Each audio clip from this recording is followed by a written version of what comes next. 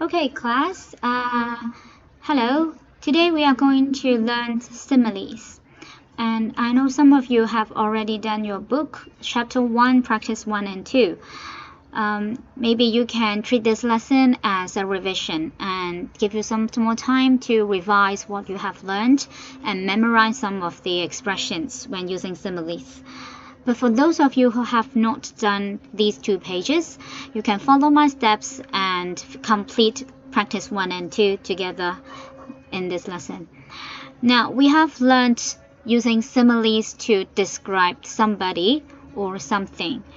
And the word we use would be as plus an adjective and then as plus a noun. Okay, so these 2 things, for example, he, or let's say I give him a name, Tom, was as fierce as a tiger. Okay, it means I'm describing Tom. So what character is he? He is a fierce person. And what is as fierce as Tom? We can, what is fierce?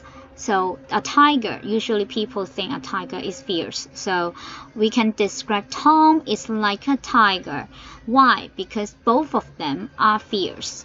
So as you can see from this example, that when you use similes, the 2 things must have similarities. That means they would have something similar. They would have the same character maybe, or they would have something alike. Then we would compare both, okay, both objects or both things or person. All right. Now, here are some of the adjectives that you have learned. Okay, let me repeat that. Silly, weak, timid, wise, strong, proud, fierce, slow, gentle, brave, free, light. Okay, and then here are some of the expressions. You can see we usually use animals, okay, to link with the adjectives.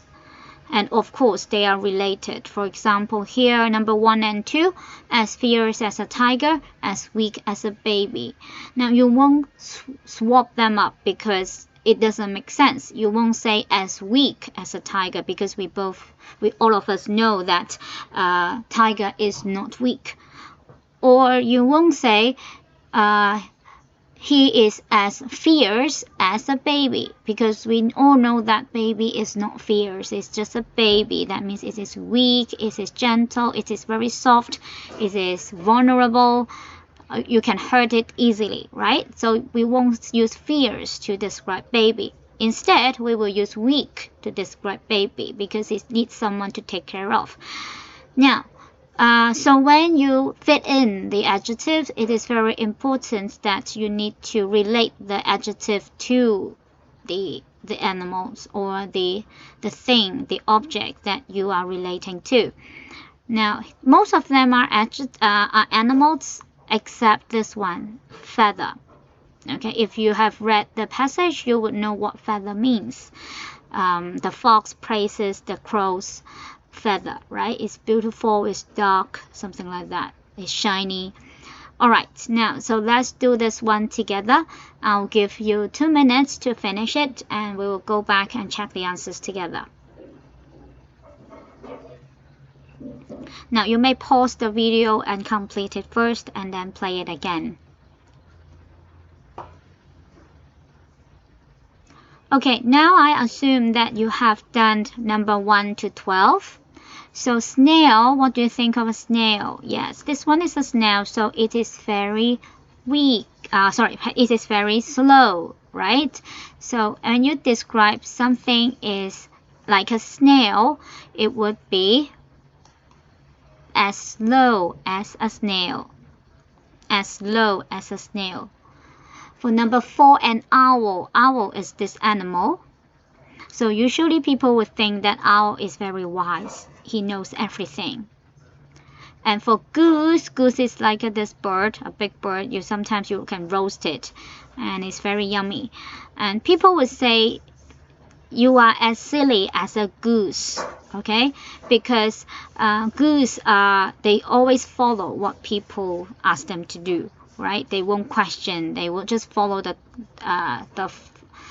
flock and then do somebody else do at the same time. So they are just a follower. They won't think. They won't use their brain to think whether you should do it or not. So usually people would say goose are silly. Goose is silly, right? So as silly as a goose. If there's more than one, then we would say geese.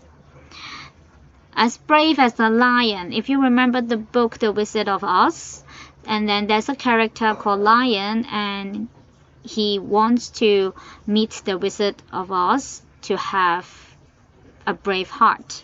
Okay, I hope you remember the story. So people usually relate bravery to a lion. So as brave as a lion. And then for a mouse, it is timid, because once he notices something dangerous, he will run away very quickly. Okay, and as timid as a mouse.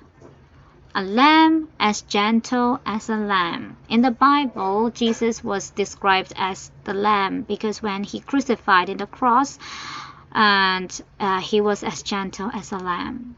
That means he didn't struggle, he didn't call for help, he just lie there and die for us. Okay? And then a bird is as free as a bird, because usually people say, oh, I'm stuck here in the office and I want to be free, I want to get out and do whatever I want. So people usually describe that to be a bird because they can fly in the skies and it sounds like they got no boundaries there. So as free as a bird. Number 10, as proud as a peacock. Now if you look at the picture here, there's a peacock. They think it is the most beautiful bird because they got a very colorful wings and a very big wings, right? And they think they are beautiful. So when they fight, they will just show off their feathers, beautiful feathers. So people usually relate peacock as proud. The last two would be feather. Feather is as light as feather because you know feather is very light so that they can fly.